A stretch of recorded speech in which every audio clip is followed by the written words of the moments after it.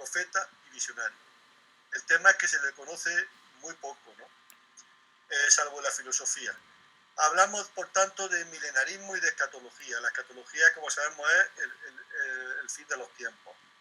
Y, por supuesto, tenemos que partir de una concepción holística del hombre medieval. No podíamos separar la religión o la fe de la humanidad del hombre, cosa que en la edad moderna ya se hizo y en la edad contemporánea, como sabéis, ya se hace.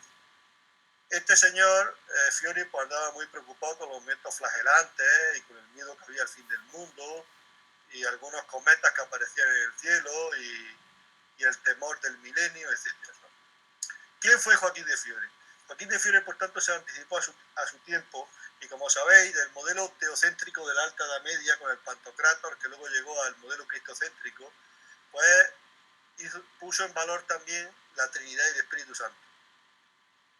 Y para él había una continuidad en la historia de la salvación, que es la historia que entonces se conocía, no se conocía otra en la Edad Media, porque la historia estaba regida por lo que dictaba la Iglesia.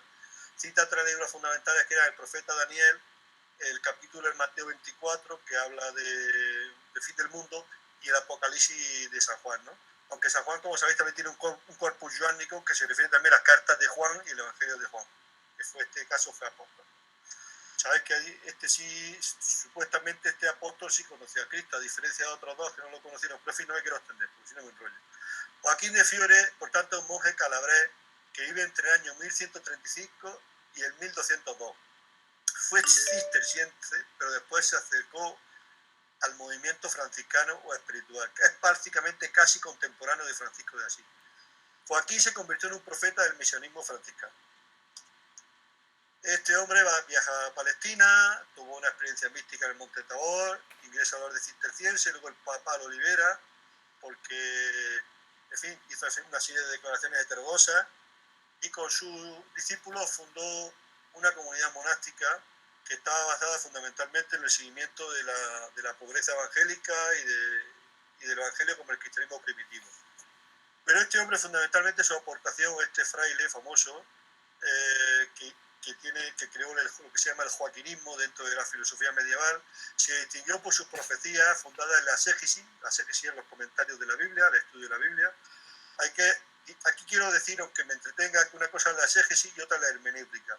La diferencia de la exégesis es que comentamos la Biblia muchas veces en el texto literal o en el sentido analítico de la letra. Ya la Biblia estaba, como sabéis, escrita no solo en arameo y griego, luego se tradujo al latín, etc. Y a su vez, la hermenéutica tiene varios métodos de investigación, tanto el método analítico como el método literal, como el método histórico, como el método comparativo. Sí. Todas estas cuestiones le hace a Fiore que hable de tres eras distintas a la hora de interpretar la Biblia, una por cada persona de la Trinidad. Defendió, por tanto, una concepción histórica de Dios y la humanidad, en la cual la historia concluye con una renovación espiritual de la Iglesia. Y para él el fin del mundo estaba cerca.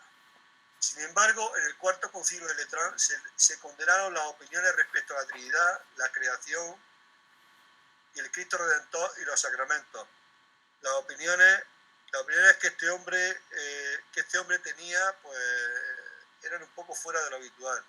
Sin embargo, el Papa Honorio en 1220, como era un abad bastante ya famoso, lo declaró libre, ¿no?, de culpa. Sin embargo, los seguidores le atribuían milagros, le intentaron canonizar y actualmente, pues, es beato y está abierta su causa de canonización.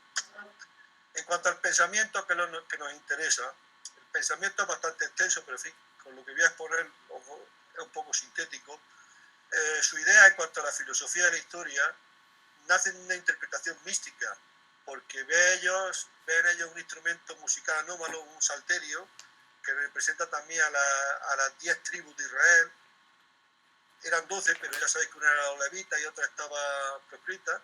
Para él, la historia de la humanidad es un proceso de desarrollo espiritual que pasa por tres fases: la edad del Padre, del Hijo y del Espíritu Santo. Y esta plasmación de la Trinidad en el tiempo y en cada edad repite los acontecimientos ocurridos en la anterior. Para él, las tres edades caminan a la vez. Sin embargo, ya hemos llegado, y por eso su necesidad de profetizar el fin del mundo, hemos llegado ya a la edad del Espíritu Santo. Hay autores como Norman Cohn, que en su obra famosa, este estudioso del milenarismo, en pos del milenio, hablan de Fiore como un señor o un estudioso, un filósofo, un teólogo que inventó el sistema profético de mayor influencia en Europa hasta la aparición del marxismo. Y luego también estudiaba el tema de los órdenes, de los apóstoles, los mártires, los confesores, las vírgenes, y hablaba de un ordo universal u ordo de los monjes. Bueno, él que creía que todo el mundo al final, al creer en el Espíritu Santo, pues iba a ser un poco monje o iba a vivir un poco ese ordo universal. Otros pensadores como Mircea Eliade pues también lo han visto como un precursor del Renacimiento, porque hablan de un hombre nuevo y de una visión nueva, ese hombre de amor y de libertad que vive la edad del Espíritu. Cada una de las tres edades tiene unas características propias y una evolución. Por una, la edad del Padre abarca desde la creación hasta el nacimiento de Cristo. Ya sabes que es un Dios castigador, la corriente yavista frente a la corriente eloinista, la edad del Hijo, que empieza con el nacimiento de Cristo y está denominada o dominada por el sentimiento de la fe y las figuras importantes, que son los sacerdotes. Joaquín de Fiore vive en esta época, y la edad del Espíritu Santo, que comenzaría ya en el milenio y con él. Una edad que domina ya el Espíritu Santo y la fraternidad en Cristo. Y para él las figuras más importantes eran los monjes, porque eran las personas más elevadas y donde ya no habría guerra ni enemistad. Curiosamente, tenemos que ver qué concepto de historia, de filosofía de historia del tiempo. Hay un tal Huitro que habla del tiempo de la historia, un autor también. La concepción lineal de la historia si era cíclica, circular o pendular. Claro, todos hemos estudiado y sabemos que nuestra faltaría la palabra lineal, ¿no? Que no la he puesto, no sé si está ahí puesta lineal. El alfa y omega, Cristo el alfa y omega, pero sin embargo, en esa concepción lineal y a su vez cíclica, porque hasta que no venga la resurrección y tal, no termina, ¿no?, la edad del Espíritu. A mí me parecieron importantes aclarar estos tres criterios que cito de los griegos que tenían el concepto del tiempo, tanto Cronos, Aion y Kairos. Cronos es el dios del tiempo secuencial, el tiempo cronológico, el tiempo que pasa día a día y que no vuelve atrás. Aion es el dios de la eternidad, estaría más en la eternidad de Dios, en la eviternidad que hablan algunos autores, que ahora citaré. Y Kairos es el dios de la oportunidad, de la misericordia, de la salvación y la divina providencia. Esto nos sitúa en estos tres conceptos de Cronos, Aion y Kairos, de la importancia que tuvo el concepto de filosofía de la historia para Fiore, y que es tan poco conocido, aunque es verdad que yo he visto que los autores a nivel inglés y otros autores extranjeros lo han estudiado más que en España. Entonces, la historia de Fiore avanza, por tanto, el paso de Adán, que era el hombre viejo, o el hombre de pecado, a Cristo, el hombre nuevo, ¿no? Y para él es muy importante el tema de la genealogía, las genealogías que explican en el Evangelio de Mateo 24, capítulo 1, que Jesús es esencial y habría pasado desde Adán a José 63 generaciones, y para el fin del mundo deberían de pasar otras 63 generaciones. En ese caso, si fuera así, nos llegaríamos al año 1800 y pico, pero claro, hubo otro concepto, que es que se contaban en vez de 63, 42.